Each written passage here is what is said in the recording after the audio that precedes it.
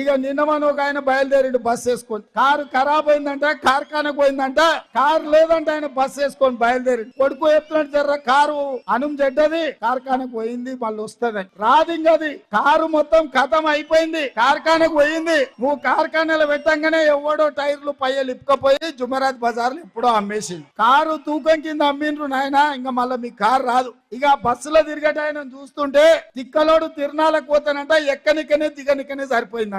చంద్రశేఖరరావు బస్సులో తిరుగుతుంటే నిన్న మన మహబూబ్నగర్ పోయిండు, ఆ నుంచి నాగర్ కర్నూలు పోయిండు, గంతకంటే ముందు పక్కనే సూర్యాపేట పోయిండు, మిర్యాలగూడెం పోయిండు, మన భువనగిరి వచ్చిండు. ఇక ఆయన ఎక్కనిక దిగనిక నలుగురు పట్టుకొని దించాల్సి వస్తుంది, 6 మంది పట్టి ఎక్కియాల్సి వస్తుంది. ఏం పొడిచినవా? 10 ఏళ్ళు ముఖ్యమంత్రి చేస్తే సచివాలయానికి రాకపోతివి, 10 ఏళ్ళు ముఖ్యమంత్రి చేస్తే నీ ఫామ్ హౌస్ లకు తెలంగాణ ప్రజల్ని లోపలికి రానియకనే పోతివి, పోలీసులను పెట్టి మా మోకాళ్ళ మీద మా కాళ్ళ మీద కొట్టిపిస్తే, మా గద్దరన్న గల్వనికి వస్తే ఎర్రటెండ గేటు బయట 4 గంటలు కూర్చోబెడితే ఏ మోగం పెట్టుకొని ఇవాళ ఊర్లో తిరుగుతున్నాడు కేసీఆర్ అని నేను అడుగుతున్నా. ఓడిండు కాబట్టి, ఉద్యోగం ఊడింది కాబట్టి ఇవాళ మళ్ళా అచ్చుకనో పుచ్చుకనో చేసి కొంగ జపం చేస్తున్నాడు. మీరు ఎక్కడైనా చూడండి, చెరువులలో ఒంటికాల మీద కళ్ళు పూసుకొని ఉంటది, ఎందుకంటే కొంగ జపం చేస్తుందని చేప పిల్లలు వస్తే కానీ లటక్కని మింగుదామని. ఇవాళ గట్లనే తెలంగాణ ప్రజల్ని మళ్ళోసారి మోసం చేయడానికి కొంగ బయలుదేరింది బస్సు వేసుకొని.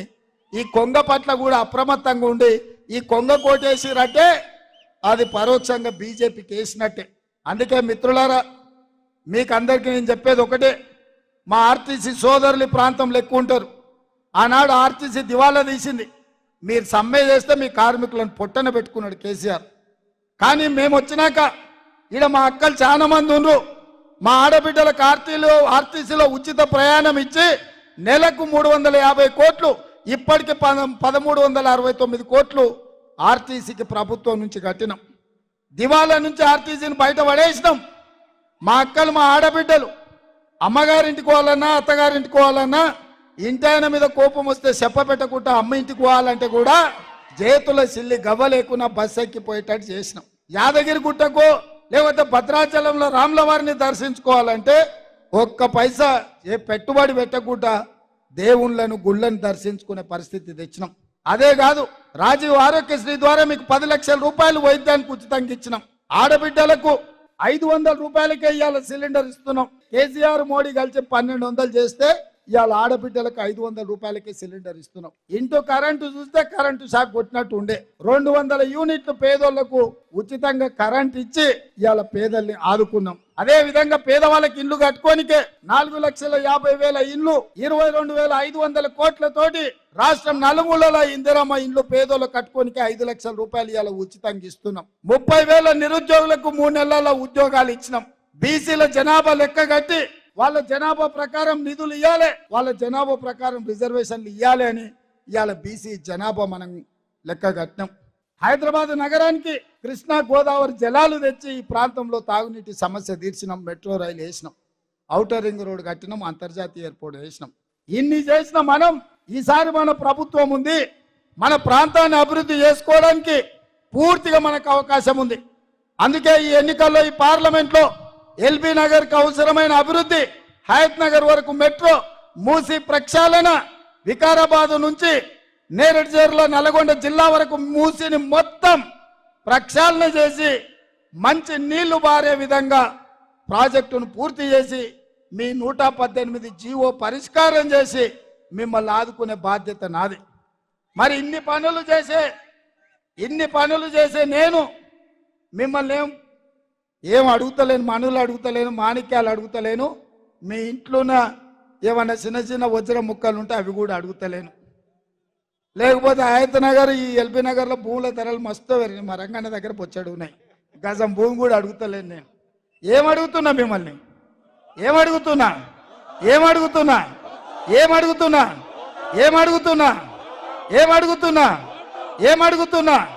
ఎవరి కోసం?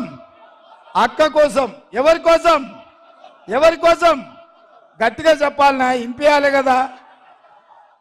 ఇవాళ మీ అందరినీ అక్కకు అండగా నిలబడండి, మీ తరఫున కొట్లాడుతుంది, మీ తరఫున పనిచేస్తుంది. మన ఎల్బీ నగర్ని అభివృద్ధి చేసే బాధ్యత నాది. అందుకే మిత్రులారా, అక్కకు ఓట్లేసిన వాళ్ళందరూ చేయి పైకెత్తుర్రి, మొత్తం మా అక్కలు కూడా ఎత్తాలి. జై కాంగ్రెస్, జై జై కాంగ్రెస్. హస్తం గుర్తుకే, హస్తం గుర్తుకే. ముఖ్యంగా మహబూబ్నగర్ నల్గొండ జిల్లా సోదరులకు నేను రాష్ట్రం అంతా తిరిగే పని ఉంది కాబట్టి నేను ఎక్కువ సార్లు రాకపోవచ్చు. మా మిత్రులకు మా బంధువులకు ఒక్కటే, సునీతమ్మకు ఓటేస్తే నాకు వేసినట్టే. సునీతమ్మ గెలుపులోనే నాకు గెలుపుంది.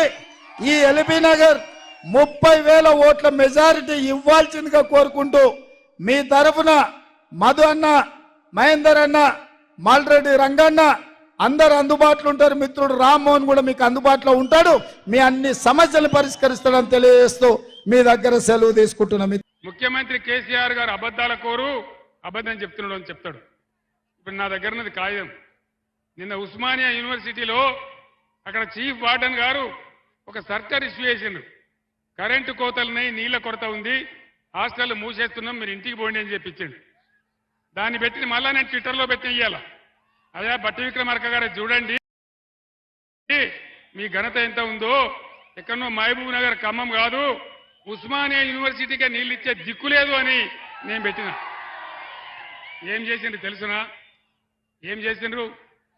ఆ చీఫ్ వార్డెన్ ఎవరైతే ఉన్నారో ఆయన నిన్ను ఎందుకు సస్పెండ్ చేయొద్దు అని నోటీస్ ఇచ్చింది. మీరు సస్పెండ్ చేస్తే చేస్తారు కావచ్చు, కానీ కోతలు నిజం కదా. బీఆర్ఎస్ గవర్నమెంట్లో ఎక్కడ చూసినా వరి కోతలు, ఇవాళ ఎక్కడ చూసినా రాష్ట్రంలో కరెంటు కోతలు. ఇది జరుగుతున్న చరిత్ర. ముఖ్యమంత్రి గారు ఏం చెప్పిండు? ఇవాళ ముఖ్యమంత్రి కేసీఆర్ 1 లక్ష రూపాయలు మాఫీ చేసిండు.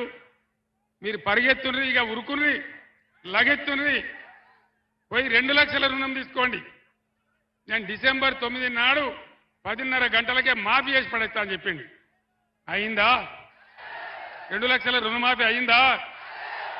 కాకపోంగ ఏమైతున్నది? భద్రాద్రి రామయ్య మీద ఒట్టు, బాసర సరస్వతి మీద ఒట్టు, యాదగిరి నరసన్న మీద ఒట్టు.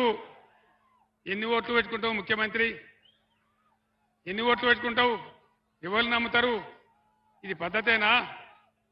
హరీష్ రాజీనామా చేసిండు.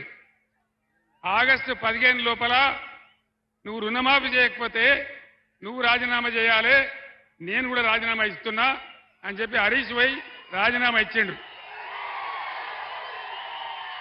కానీ ముఖ్యమంత్రి ఓలే తోక ముడిచిండు. అంటే దాని అర్థం ఏంది?